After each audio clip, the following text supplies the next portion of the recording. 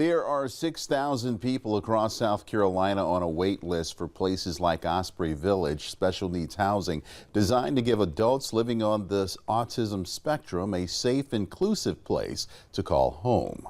But for many, some who have been waiting on that list for a decade or more, it's more than just a house. It's the first real step towards independence. Live 5's Justin Collard takes a closer look at the growing need for intellectual developmental disability housing and how recent budget cuts at both the state and the federal level have made this issue much worse.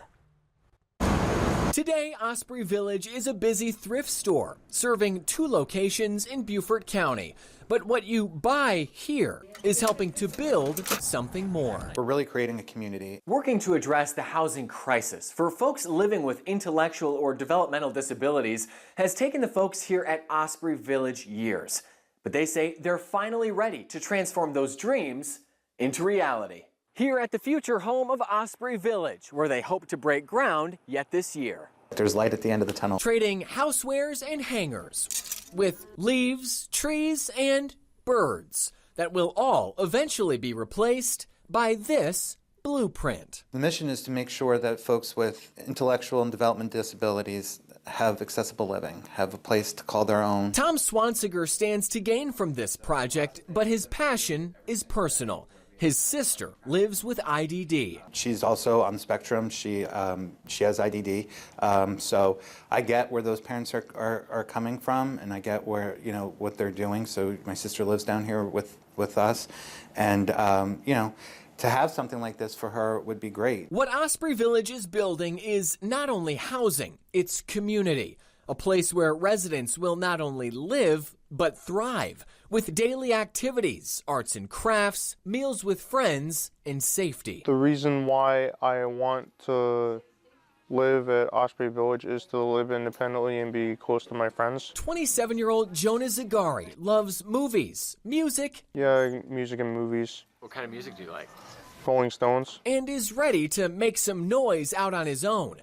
But like so many others living with special needs, his journey to independence has been long. You get so used to also caring for your child that you don't always think that that's an option for them to live independently. But then you realize you're not getting any younger, and you want to make sure that he's going to be okay when you're not around any longer. The Zagaris moved to South Carolina from New Jersey 6 years ago, in part because the wait list for supportive housing there was even longer. What they've found in Osprey Village is hope, and maybe someday a job for Jonah. We have like a job readiness program that we're actually kicking off in the fall. So we'll give them the adequate training that they need to hold the job. But I think it gives them, a sense of belonging. Get up every day, go do something. We're going to employ them. We already employ some of our future residents in our thrift stores. But building that future hasn't been easy, and it certainly isn't cheap. Recent state-level funding cuts have jeopardized critical pieces, like the community center, that would serve residents and the greater public alike. In the current economic aspect, especially for nonprofits, we're all feeling the strain from it. So there's lack of funding in the state of South Carolina. Most nonprofits, they cut off the nonprofit funding for this year in the budget. They're pushing ahead with their $10 million capital campaign regardless. So we're helping the state by doing this because the wait list here is so long. So by having 160 units, that's taking 160 more people off the wait list for the state of South Carolina and putting them in safe housing. While the housing is needed, it isn't affordable, especially not with recent federal cuts to Medicaid.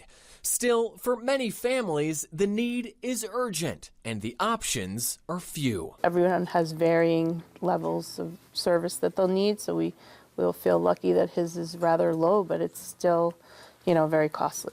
There's a lot of families out there that aren't in the position to put their young adults into a place like Osprey Village, and they're out of options. And I talked to a mom this morning. She lives in New York, and they're going to move down here. And like she said, there's no option for my child. She had a 29-year-old daughter And she's like, there's no option for my child unless I have 1 foot in the grave. Swansiger says his message to lawmakers is simple.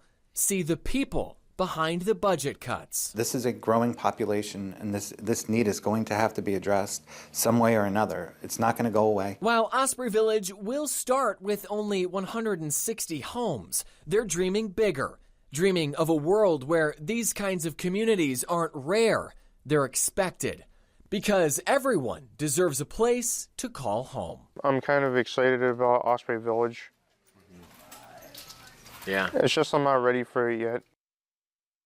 Now, luckily for Jonah, he's got time to get ready. His needs aren't as urgent as many who live with intellectual development disorders who don't have options like Osprey Village waiting for them.